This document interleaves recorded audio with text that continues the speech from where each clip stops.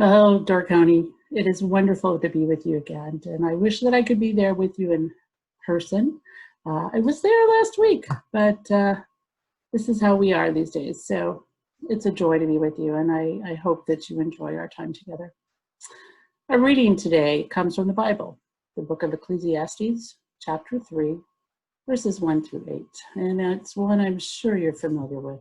To everything there is a season, and a time to every purpose under heaven, time to be born, a time to die, a time to plant, and a time to pluck up that which was planted, a time to kill and a time to heal, a time to break down and a time to build up, a time to weep and a time to laugh, a time to mourn and a time to dance, a time to cast away stones and a time to gather stones together, a time to embrace and a time to refrain from embracing, a time to get and a time to lose, a time to keep and a time to cast away, a time to rend and a time to sow, a time to keep silent and a time to speak, a time to love and a time to hate, a time of war and a time of peace.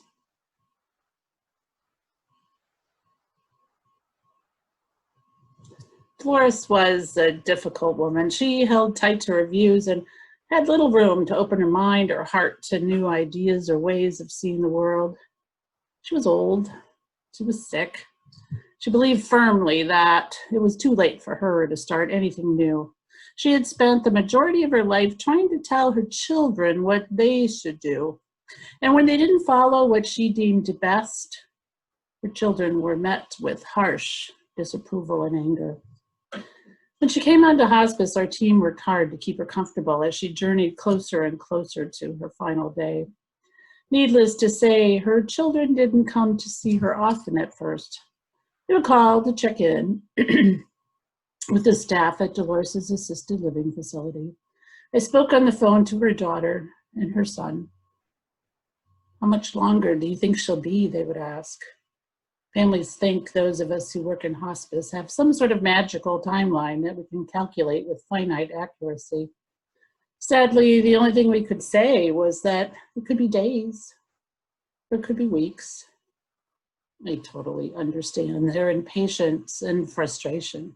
Trying to sort out when you should come from out of state, when you should request time off from work to be with your loved one during their final days, it's a waiting game and a bit of a gamble. And sadly, most of us are only allotted a certain number of days off for this kind of thing. Dolores's daughter started to come every weekend and stayed by her mother's side. Her brother came too. The two of them had large jobs with important titles that created a sense of urgency around their time. For a while, they both oozed with impatience and toe-tapping whenever they visited. They had moved far away from their mother. They had found acceptance and validation in these other places in ways that their mother could never offer. Sadly, they no longer even knew each other as siblings anymore. But weekend after weekend of sitting together, impatiently waiting for their mother to die, opened up a space for them to find each other again. Even though their mother was sleeping most of the time, they were able to talk of her and with one another. Dolores held on, not just days, or even a week or more. She held on for a full month, not eating or drinking, a medical miracle, really. None of us knew what was keeping her going. Her children moved from impatience to patience. The unfolding of time that her slow passing was offering them helped them to learn about each other as siblings again. They were able to process the struggles they had had with their mother. Yes, it was one-sided, as Mom was not exactly engaged, but it was a slow movement towards letting go and towards forgiveness. Not just alone, but with a sibling who understood. On the day that Dolores finally passed, her daughter smiled. At first I thought she was hanging on just to spite us. I was so resentful. But now I see she gave us a final, beautiful gift. The gift of time to reconnect as brother and sister, and to let go of her with a sense of peace and even grace. The word patience means the capacity to accept delay, trouble, or suffering without getting angry or upset. To have patience means you can remain calm even when you've been waiting forever or dealing with something that's painstakingly slow. Sounds a bit like our lives right now, doesn't it? COVID-19 started in early March. We all buckled down as best that we could. I think we imagined by summer life would be getting back to normal. But the disease seemed to morph and change how it traveled and presented itself. Like holding a tiger by the tail, we did not know what to do to contain it. And there's been so much confusion and lack of leadership across the board since it came onto our shores. Quarantines were called, businesses were shut down, masks suggested, and then suddenly all of that changed and was revoked. At least here in Wisconsin, everything opened up, and we saw that that wasn't the answer either. Now, at least we seem to be wearing masks, but I can't count the number of places I've walked into and no one is masked. Schools have started, and we wonder just what will happen to our children and our communities as we move into fall and winter. It's hard to be patient. It's hard to miss our loved ones, to keep social distancing, and we're all standing on our very last nerve. I am too. I get it. And yet I think the only way we will really ever get back to normal, and who even knows what normal means anymore, is to be patient. Like 9/11 changed so many things in our lives, COVID-19 will surely do the same. But until we can control it with vaccines or whatever, we must be patient. We must continue to wear masks and social distance and do things that feel so very, very against our nature. We are not patient people. We want what we want when we want it. And yet now those very actions can harm us. In times like these, I like to turn to Pema Chodron, a Buddhist monk and teacher. I'll admit it right here, right now. I am not a Buddhist monk, and I never will be. I wish I could say that one day I would be so calm and enlightened, but I tend to be a lot messier and more emotional. My shoes get stuck and often fall off as I trudge through the knee-deep muck of our lives. But still, I like to read her and hope that maybe something she says will stick to me as I trudge through the muck, and usually it does, even if it's just a word or a phrase that sticks to my leg like a produce sticker does to an orange. It seems to help. So Chodron says that patience is the antidote to anger. I like that. It feels really true to me right now as anger feels so close to the surface. She says that we cultivate patience by learning to love and care for whatever we might meet on our path. I like that too. To cultivate patience, we must learn to love and care for whatever we meet on our path. I think that Dolores' children were finally able to do that as they sat beside their challenging and difficult mother for over a month, finding their way through their own anger and disappointment. They were able to lay it down together as brother and sister as they released their mother, but also found kinship in their stories together as siblings. Chodron describes it so perfectly by saying that patience is not just simply enduring something. And I think that's what we feel like we're doing. We're enduring something. But we shouldn't just numbly push through it. In fact, she says we're invited to pick it up, examine it, chew it, smell it, look at it, and open ourselves up to see what's actually there. Opposite of patience is aggression, the desire to jump up and move and to push against our lives and to try to fill up that space. And oh, how we were all doing that during the early parts of COVID. I know I stressed, baked, and ate my way through March and April, and okay, I admit it, I did it in May too. But Children says the journey of patience involves relaxing and opening to what is happening, and then experiencing it with a sense of wonder. I gotta tell you, at first that seemed a bit too kumbaya-ish for me, to embrace all of this with a sense of wonder. To be honest, 2020 has been just too much. The passing of Ruth Bader Ginsburg last week felt like it was the last possible straw.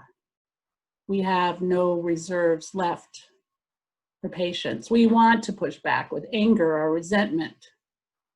It's true that most of us want to do something, to jump up and find some resolution. When someone yells at us, we want to yell back.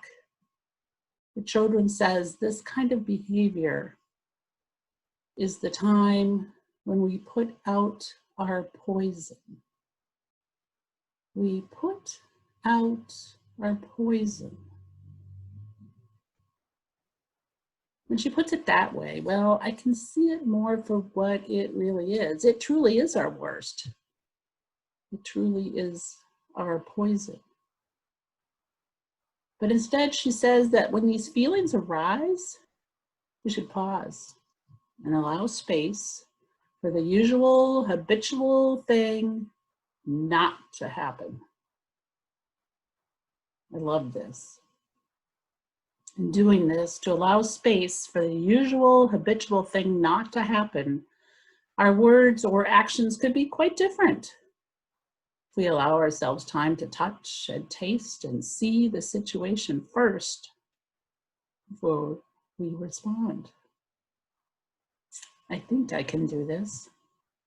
Because the trigger, the signal to stop and pause and not choose the habitual response, is that feeling we get of anger or that sense of resentment, that feeling of impatience. Our body is ringing the warning bell. We just need to pay attention. Children says it starts with catching ourselves when the warning bell is rung before we spin off in our old ways. We forget we are in charge of what we think and feel. Today, the world is spinning so quickly that we lose sight of that. We're responding more on a gut level to the increased and steady attack that comes from the craziness of this year. The truth is, we get to decide how we're going to act. The reading I did earlier from Ecclesiastes catches me off guard every single time I look at it. To everything, there is a season and a time to every purpose. So what is the purpose of this time, this COVID time? I confess I found myself finding peace in the slowing down of my life. Letting go of things that COVID has taught me that don't really matter anymore. I don't have to get up and rush around pushing against what is happening. Is this a time to keep and a time to cast away? To sift and sort through what really matters to us, to see what we really want to keep in our lives, and to let go of the things that no longer serve us. I've learned more than ever that connection means a lot to me. I've learned to be creative and proactive, to see that I find ways to connect. I'm a raging extrovert. This can be a challenge as we have to social distance. My introverted friends have found a greater freedom to embrace their need for separation and introspection. And I envy them at times, but they have also been gentle teachers to me and have encouraged me to look more internally than externally for my affirmation. And this is a good lesson. This is something I can cherish from COVID. I wonder, what have you been taught by COVID? Patience. We will need more patience as we continue to move into this winter and the holiday seasons. I think it will be a time of challenging heartache. Old traditions and events will be changed. We'll need to pause and look for what we can embrace, what we can do safely with our loved ones and ourselves. As children suggest, instead of pushing against it, we can open ourselves up to see what is before us. Holding patience, we can keep what really matters and let go of things that don't in this season of change.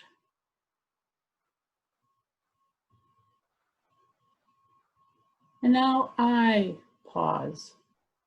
And I want to take this idea of patience and turn it to 180 degrees.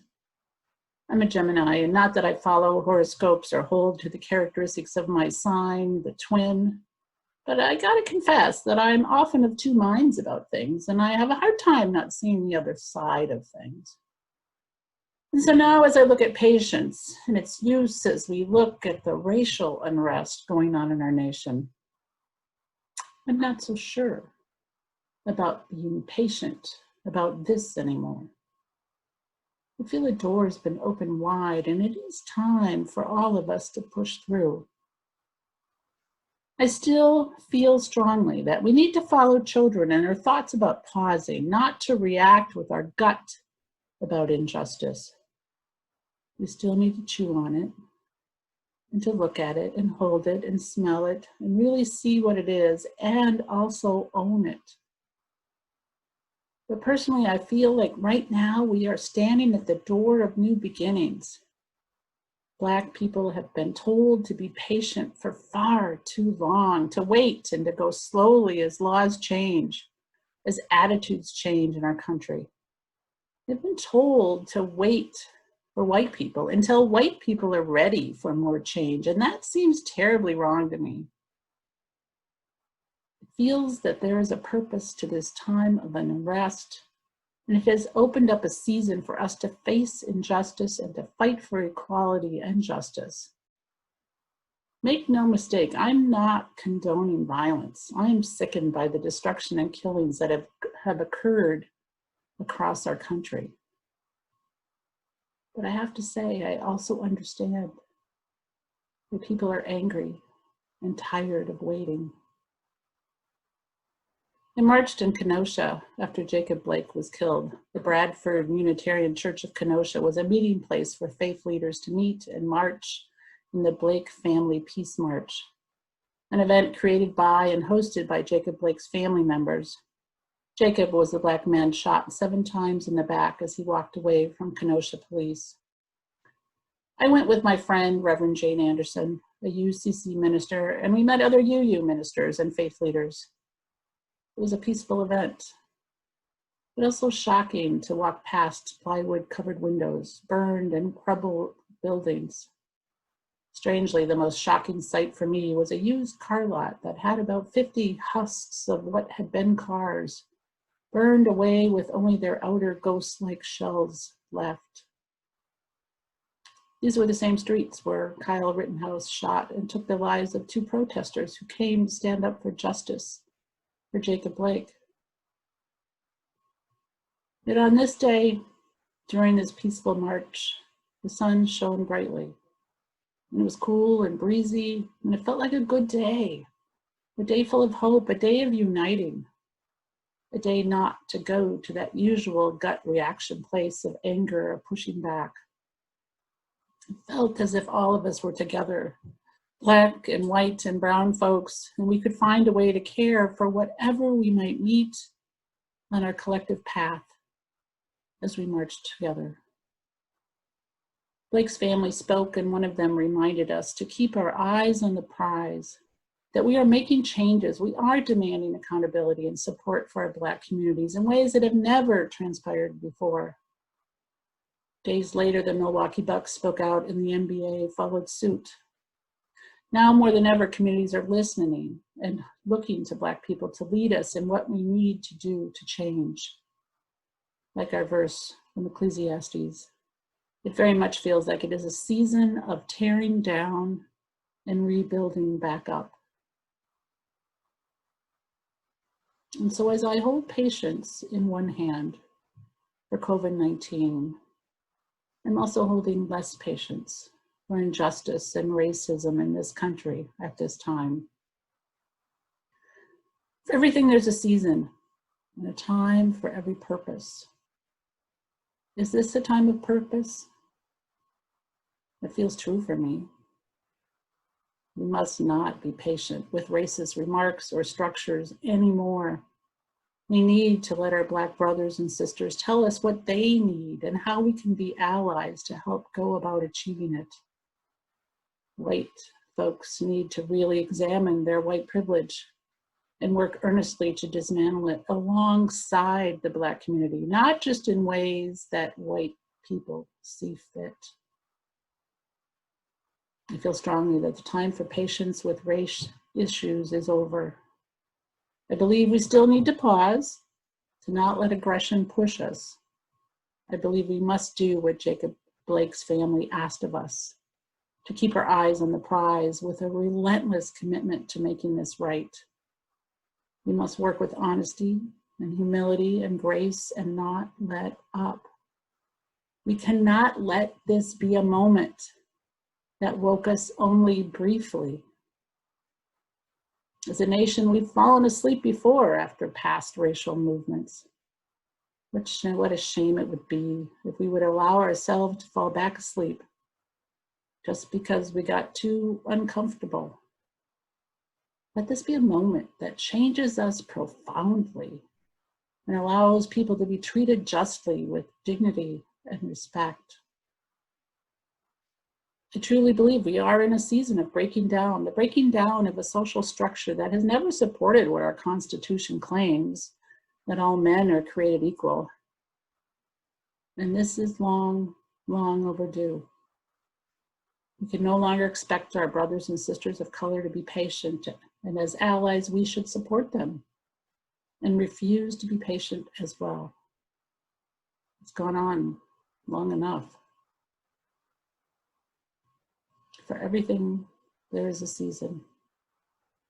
Let us choose slowness and humility as we are patient with COVID-19, recognizing this time of keeping and this time of letting go of what works and no longer works in our personal lives.